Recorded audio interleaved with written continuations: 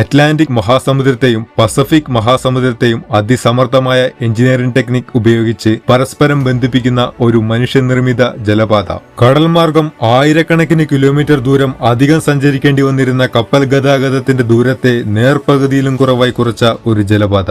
കപ്പലുകൾക്ക് ഒരു പ്രാവശ്യം സഞ്ചരിക്കാൻ മാത്രം 1 കോടി മുതൽ 7 കോടിയിലും അധികം രൂപ ടോൾ അടയ്ക്കേണ്ടതായി വന്നിട്ടും വർഷം 12,000 മുതൽ 15,000 വരെ കപ്പലുകൾ കടന്നുപോകുന്ന ഒരു ജലപാത. ഇതാണ് എഞ്ചിനീയറിംഗ് വിസ്മയം എന്ന് വിശേഷിപ്പിക്കാൻ സാധിക്കുന്ന ദി പനാമ കനാൽ.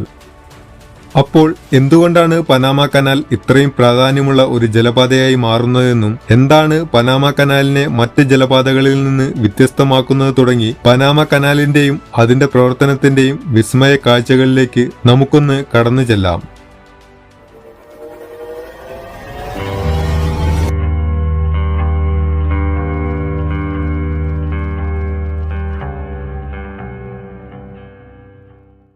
വലിയ തോതിലുള്ള അന്താരാഷ്ട്ര വ്യാപാരം നിലനിർത്താനും സാധന സാമഗ്രികളുടെ ലഭ്യതയ്ക്ക് ക്ഷാമം ഉണ്ടാകാതിരിക്കാനും സഹായിക്കുന്ന വളരെയധികം പ്രധാനപ്പെട്ട ചരക്ക് ഗതാഗതമാണ് ലോകമെമ്പാടുമുള്ള കപ്പലുകൾ വഴിയുള്ള ചരക്ക് ഗതാഗതം.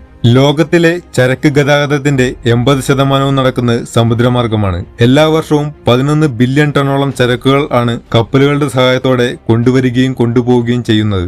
ദീർഘദൂരത്തേക്ക് വലിയ ചരക്കുകൾ കൊണ്ടുപോകാൻ കപ്പലുകൾക്ക് മാത്രമേ കഴിയൂ എന്നതും മറ്റു മാർഗങ്ങളെക്കാൾ വളരെ ചിലവ് കുറവാണ് എന്നതുമാണ് കപ്പൽ വഴിയുള്ള ചരക്ക് ഗതാഗതത്തിന്റെ പ്രാധാന്യം വർദ്ധിപ്പിക്കുന്നത്. ഇങ്ങനെ സഞ്ചരിക്കുന്ന കപ്പലുകൾക്ക് സഞ്ചാരപാതയിലെ ദൂരം കുറയ്ക്കാൻ സഹായിക്കുന്ന അറ്റ്ലാന്റിക് ഓഷ്യനും പസഫിക് ഓഷ്യനും പ്രവർത്തിച്ചു വരുന്നതും ഈ സമുദ്രങ്ങളെ തമ്മിൽ പരസ്പരം ബന്ധിപ്പിക്കുന്നതുമായ ഒരു ഷോർട്ട് കട്ട് സഞ്ചാരപാതയായിട്ടാണ് പനാമ കനാലിനെ കാണുന്നത്. പനാമ കനാൽ നിർമ്മിക്കുന്നതിന് മുമ്പ് അതുവഴി സഞ്ചരിച്ചിരുന്ന കപ്പലുകൾക്ക് ആവശ്യമില്ലാഞ്ഞിട്ട് പോലും മുഴുവൻ സൗത്ത് അമേരിക്ക ചുറ്റി വേണമായിരുന്നു ലക്ഷ്യസ്ഥാനത്തെത്താൻ.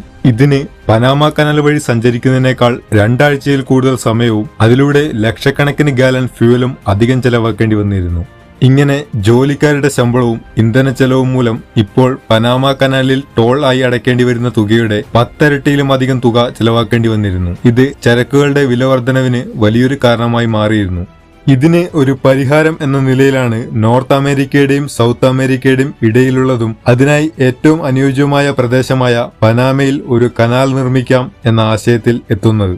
എന്നാൽ ചിന്തിച്ചതുപോലെ അത്ര എളുപ്പമായിരുന്നില്ല ഈ ആശയം യാഥാർത്ഥ്യമാക്കുക എന്നത്. കാരണം പനാമയുടെ ഭൂപ്രകൃതി എന്നത് നിരവധി കുന്നുകളും മലകളും നിറഞ്ഞതായിരുന്നു. അതിനാൽ ആദ്യം തീരുമാനിച്ചിരുന്നത് കനാൽ നിർമ്മിക്കാൻ ഉദ്ദേശിക്കുന്ന ഭാഗത്തെ കുന്നുകൾ പൂർണ്ണമായും ഇടിച്ചു നിരത്തിയതിനു ശേഷം സമുദ്രനിരപ്പിന്റെ ആഴത്തിൽ കുഴിച്ച് സമുദ്രങ്ങളെ പരസ്പരം ബന്ധിപ്പിക്കുക എന്നതായിരുന്നു. എന്നാൽ 83 കിലോമീറ്റർ ദൂരം സമുദ്രനിരപ്പിന്റെ ആഴത്തിൽ കുഴിക്കുക എന്നത് അത്ര എളുപ്പമുള്ള കാര്യമല്ലായിരുന്നു. അതുകൂടാതെ അതിശക്തമായ മഴയും അതിലൂടെ ലാൻഡ്സ്ലൈഡും രോഗവും മൂലം ആയിരക്കണക്കിന് തൊഴിലാളികൾ മരിക്കുകയും അങ്ങനെ വർഷങ്ങൾക്ക് ശേഷവും പദ്ധതി പൂർത്തിയാക്കാൻ സാധിക്കാത്തതിനാൽ ഈ പദ്ധതി ആരംഭിച്ചിരുന്ന ഫ്രഞ്ചുകാർ ഈ ശ്രമം ഉപേക്ഷിച്ചു. എന്നാൽ കനാലിന്റെ നിർമ്മാണം ഉപേക്ഷിച്ചിരുന്നെങ്കിലും പനാമയിൽ ഒരു കനാൽ എന്ന ആശയം ഉപേക്ഷിച്ചിരുന്നില്ല. അതിനാൽ ഈ ആശയത്തിന് ജീവൻ നൽകാനായി അമേരിക്കൻസ് ഇതിന്റെ നിർമ്മാണം ഏറ്റെടുത്തു. ഫ്രഞ്ചുകാരുടെ ശ്രമത്തിന്റെ പരാജയം കണ്ട അമേരിക്കൻ എഞ്ചിനീയേഴ്സ് ഇതിനെ മറ്റൊരു രീതിയിലാണ് സമീപിച്ചത്. അവർ കനാൽ നിർമ്മിക്കുന്ന ഭാഗം സമുദ്രനിരപ്പിന് തുല്യമായി കുഴിക്കുക എന്നതിന് പകരം ഈ കുന്നുകളുടെ ഉയർന്നു നിൽക്കുന്ന മുകൾ ഭാഗം മാത്രം നികത്തിയതിനു ശേഷം കപ്പലുകൾക്ക് കടന്നു പോകാൻ സാധിക്കുന്ന രീതിയിൽ സമീപത്തെ നദിയുടെ സഹായത്താൽ വെള്ളം കൊണ്ട് നിറച്ച ഒരു കൃത്രിമ തടാകം നിർമ്മിച്ചു, ദ ഗാട്ടോൺ ലേക്ക്. ഇനി അടുത്തതായി ചെയ്യേണ്ടത് സമുദ്രനിരപ്പിൽ നിന്ന് 28 മീറ്റർ ഉയരത്തിലുള്ള ഗാട്ടോൺ ലേക്കിലേക്ക് കപ്പലുകളെ എത്തിക്കുക എന്നതാണ്. അതിനായി സഹായിക്കുന്നത് കനാലിന്റെ ഇരുവശങ്ങളിലുമായി നിർമ്മിച്ചിട്ടുള്ള ഈ ലോക്ക് ചേംബറുകളാണ്. അപ്പോൾ ഇനി എങ്ങനെയാണ് ഈ ലോക്ക് ചേംബറുകൾ പ്രവർത്തിക്കുന്നത് എന്ന് നോക്കാം. പനാമ കനാൽ കടന്നു പോകാനായി എത്തുന്ന കപ്പലിനെ ഒന്നാമത്തെ ലോക്കിലെ ഗേറ്റ് തുറന്ന് അകത്തേക്ക് പ്രവേശിപ്പിക്കുന്നു. ശേഷം ഗേറ്റ് അടയ്ക്കുകയും രണ്ടാമത്തെ ലോക്കിലെ ജലം ഒന്നാമത്തെ ചേംബറിലേക്ക് ചേംബറുകളുടെ അടിയിലൂടെ ഇലക്ട്രിക് പമ്പുകളുടെ സഹായമൊന്നുമില്ലാതെ ഗ്രാവിറ്റി മാത്രം ഉപയോഗിച്ച് പ്രവർത്തിക്കുന്ന വാട്ടർ പാസേജുകളിലൂടെ ഒന്നാമത്തെ ചേംബറിലേക്ക് കടത്തിവിടുന്നു. ഇങ്ങനെ കടത്തിവിടുന്ന ജലം രണ്ടാമത്തെ ചേംബറിലെ ജലത്തിന് തുല്യമാകുമ്പോൾ രണ്ടാമത്തെ ചേംബറിന്റെ ഗേറ്റ് തുറന്ന് കപ്പൽ രണ്ടാമത്തെ ചേംബറിലേക്ക് പ്രവേശിപ്പിക്കുന്നു. ഇതേ പ്രവർത്തനം തന്നെ വീണ്ടും ചെയ്ത് കപ്പലിനെ മൂന്നാമത്തെ ചേംബറിലേക്കും പ്രവേശിപ്പിക്കുന്നു.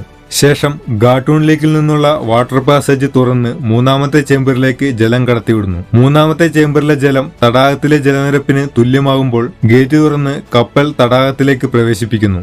ഇങ്ങനെ 83 കിലോമീറ്റർ നീളമുള്ള പനാമ കനാലിലൂടെ 10 മുതൽ 12 മണിക്കൂർ വരെ സമയം സഞ്ചരിച്ച് പനാമ കനാലിന്റെ മറുവശത്ത് എത്തിച്ചേരുമ്പോൾ എങ്ങനെയാണോ ഈ കപ്പലിനെ മുകളിലേക്ക് ഉയർത്തിയത് അത് നേരെ ഓപ്പോസിറ്റ് രീതിയിൽ ചെയ്ത് കപ്പലിനെ കടലിലേക്ക് പ്രവേശിപ്പിക്കുകയും കപ്പൽ അതിന്റെ ലക്ഷ്യസ്ഥാനത്തേക്കുള്ള യാത്ര തുടരുകയും ചെയ്യും.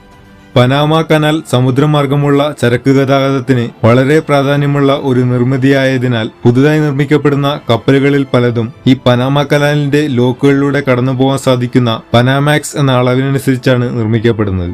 ജലക്ഷാമം മൂലവും മറ്റു പല കാരണങ്ങൾ മൂലവും നിരവധി വെല്ലുവിളികൾ നേരിടുന്നുണ്ടെങ്കിലും 100 വർഷത്തിലും അധികമായി അതിസമർത്ഥമായി തന്നെ പ്രവർത്തിച്ചു വരുന്ന ഒരു എഞ്ചിനീയറിംഗ് വിസ്മയം തന്നെയാണ് പനാമ കനാൽ.